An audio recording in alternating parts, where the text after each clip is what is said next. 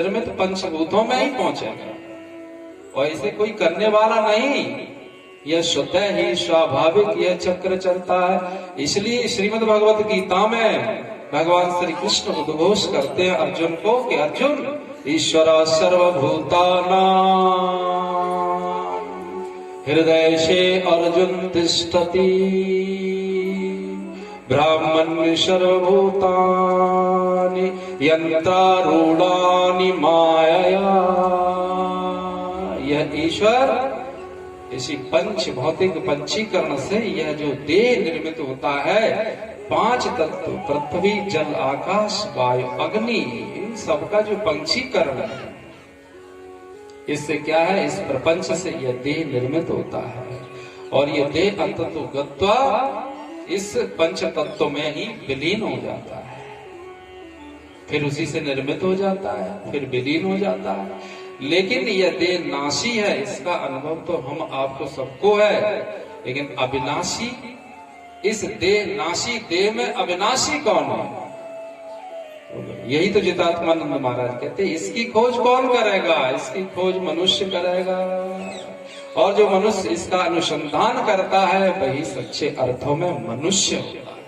जो इसका अनुसंधान करता है क्या, ये अविनाशी कौन है, उस अविनाशी तत्व को जानने के लिए ही ये नासी देह मिलता है। बोलो, लेकिन माया के सम्मोहन होने के कारण हम इससे अविनाशी तत्व का पता न लगाते हुए कहाँ लगे रहते हैं? नासी को नासी में ही लगाए रहते हैं।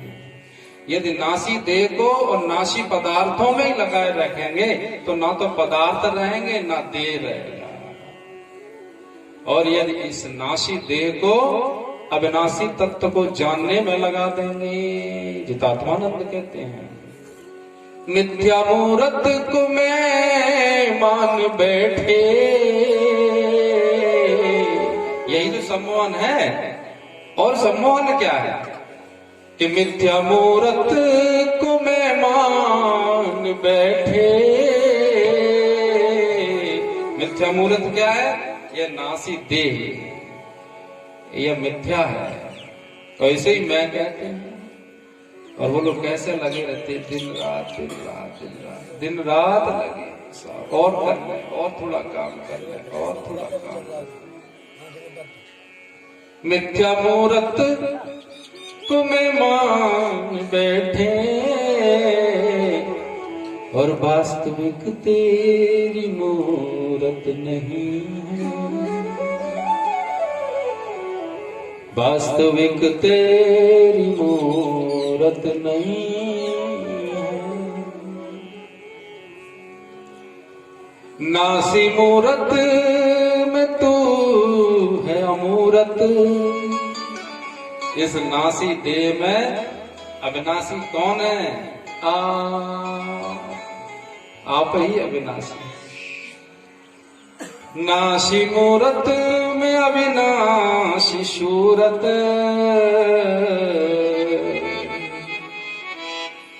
और तेरी मूरत तू मूरत नहीं है। तेरी मूरत है ये, लेकिन तू मूरत नहीं है। मैं ये देह नहीं हूं, मैं इस देह का मालिक हूं साहब, इस देह का मालिक हूं। इसे श्रीमद् भगवत गीता में भगवान कहते हैं अर्जुन को कि अर्जुन, मेरी दो प्रकार की माया है, एक अपरा माया है, एक परा माया है। अपरा को जड़ माया कहा है और परा को चेतन माया कहा है। एक चेतन माया है, एक जड़ माया है। जड़ माया ये देह है और चेतन माया ये जीव है। जीव भगवान की चेतन माया है। इसे ही कहीं कहीं ग्रंथों में कबीर जी ने इस चेतन माया जीव को ईश्वर संबोधित किया। कबीर जी जीव को ईश्वर मानते हैं। बोलो, बीजक में उन्होंने कहा है कि जीव ही ईश्वर, कूटस्थ जीव है जो वह ईश्वर है, ऐसे माना है। संतों का भाव है अपना, जिन संतों ने ऐसा माना। तो कहा कि यह पंच भौतिक शरीर है, तो इससे वह काम कर लिया जाए जो बाद में कुछ बचा रहे, कुछ मिल जाए। इसलिए भगवान की कथा का महत्व है, भगवान की कथा श्रवण करने का बड़ा महत्व है। बोलो, इसलिए का भजन का तो साहब कबीर जी का ही भजन स्मरण हुआया। कबीर जी कहते हैं कि यदि भवसागर से पार होना है तो एक ही साधन है, क्या है? भजन। भजन भजन माने होता है ईश्वर का स्मरण। इसलिए कबीर जी ने कहा, सुमिरन बिन गोता खाओगे, सुमिरन बिन गोता खाओगे, सुमिरन बिन गोता खाओगे, सुमिरन बिन गोता खाओगे, भजन बिना पछताओगे, भजन बिना पछताओगे, सुमिरन बिन गोता खाओगे, सुमिरन बिन गोता खाओगे, सुमिरन बिन गोता खाओगे।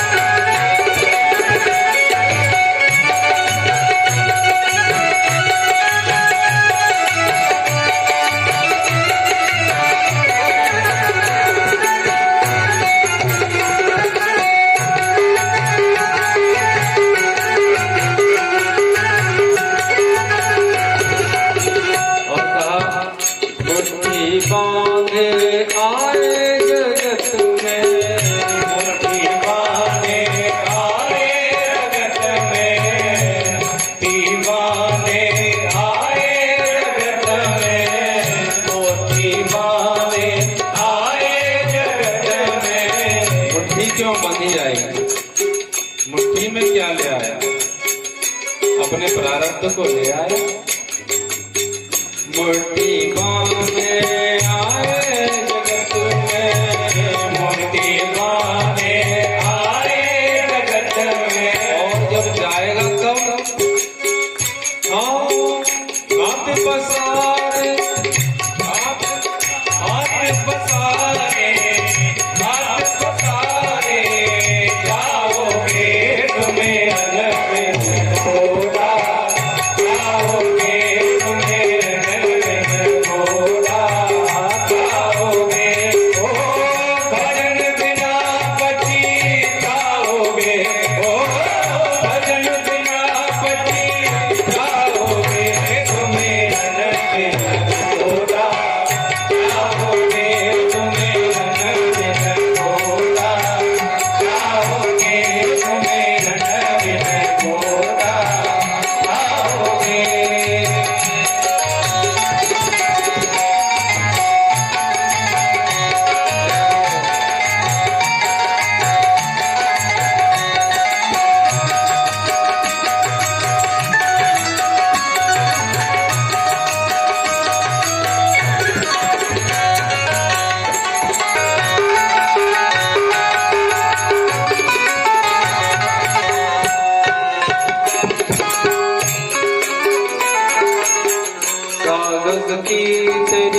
नाव बनी है, कागज की तेरी नाव बनी है, कागज की तेरी नाव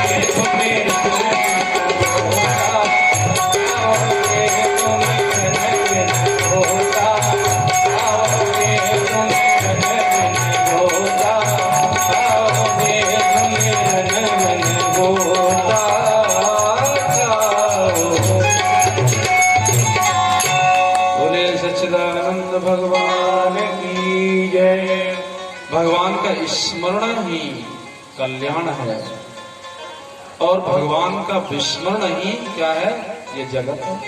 भवसागर क्या है, भगवान का विस्मरण।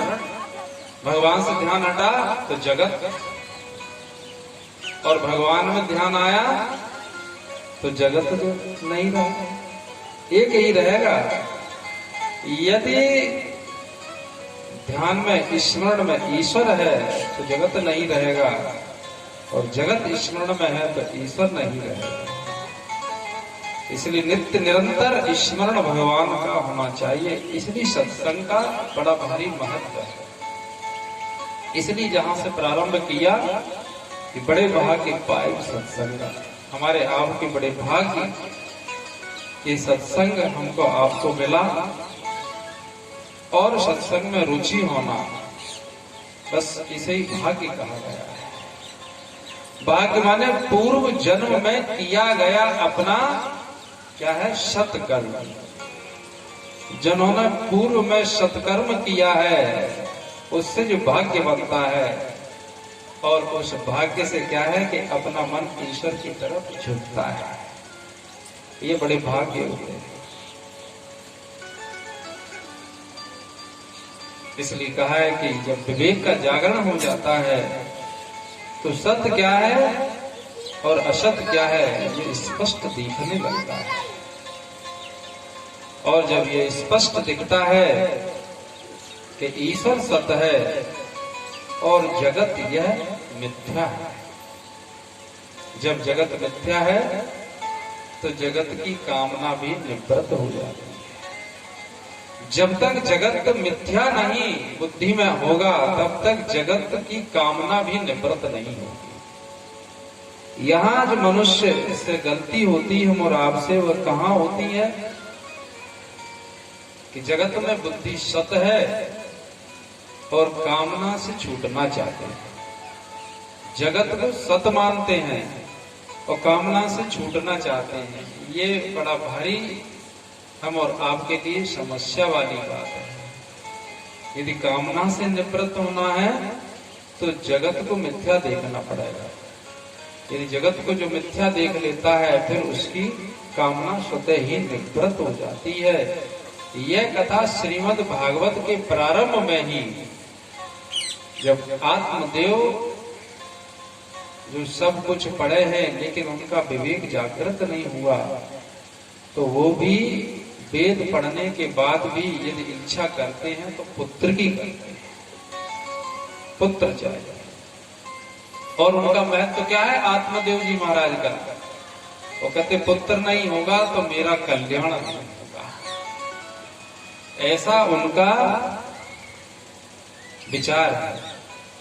और जब तक यह विचार है कि कल्याण मेरा पुत्र से होगा या पुत्री से होगा, या मेरा कल्याण इस जगत से होगा, तब तक क्या है कि तब तक उसे कहा जाता है कि वह अविवेकी ही है। बोलो। और जब यह समझता है, जब आत्मदेव एक महात्मा से मिले तो महात्मा ने कहा देखो आत्मदेव तुम तो पढ़े लिखे हो, तुमने तो वेद पढ़े हैं, तुम्हें लोग ज्ञानी भी कहते हैं, फिर तुम पुत्र क्यों मांगते हो? आत्मदेव ने कहा कि ऐसा है महात्मा जी कि पुत्र के बिना कल्याण नहीं है। तो देखना यह है, यहाँ व्यासी महाराज यह समझाना चाहते हैं कि एक तरफ महात्मा है, एक तरफ आत्मदेव हैं। आत्मदेव वेद पुराणों को जानते हैं, उन्होंने पढ़े हैं, लेकिन वे कहते हैं कि कल्याण पुत्र से होगा महाराज। और महाराज कहते हैं कि देखो बेटा आत्मदेव, कल्याण ईश्वर के भजन से होगा। तो वास्तविक वेद किसने पढ़े? वास्तव में सत्संग किसने किया? वास्तविक सत्संगी वह व्यक्ति माना जाएगा जो यह समझ जाता है कि कल्याण ईश्वर के भजन से ही होगा। इसीलिए तो कहा कि इनके झुंड के झुंड नहीं होते हैं ज्ञानियों के। बहुनाम जन्मनामन्ते, बहुनाम जन्मनान्ते ज्ञानवान मां प्रपद्यते। बहुत जन्मों के अंत के जन्म में कोई ज्ञानवान महात्मा प्रकट होता है। कोई यह समझे कि आज भक्ति प्रारंभ की कि आज ही फल मिल जाए, ऐसा नहीं। बहुत जन्म तक भक्ति, जब मीरा जी ने 600 जन्म भक्ति की। मीरा जी ने जब वह मीराबाई बनी उससे पहले वे 600 जन्म पहले से भक्ति करती आ रही।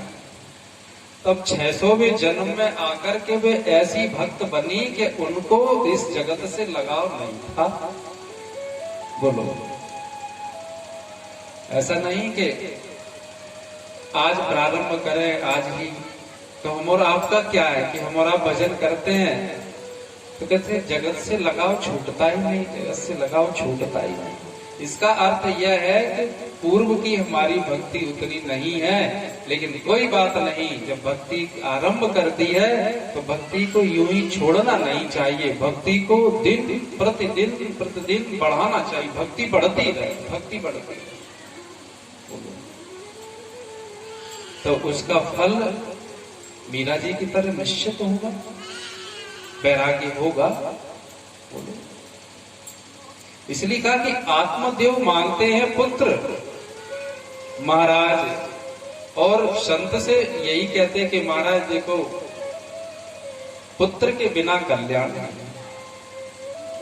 अरे ज्ञान तो पढ़ लिया ठीक है, लेकिन पुत्र नहीं होगा तो बैठेंगे उठेंगे किसके साथ, हंसेंगे बोलेंगे किसके साथ। आत्मदेव जब ऐसा वक्तव्य देते तो महात्मा जी समझ जाते हैं कि वेद पढ़े तो हैं इसने, लेकिन ये आत्मदेव ब्राह्मण, अभी जैसे हम और आप यहाँ की भाषा में कहते हैं कि पढ़े तो हो गुने नहीं, ऐसे कहते हैं, पढ़े तो हो गुने नहीं।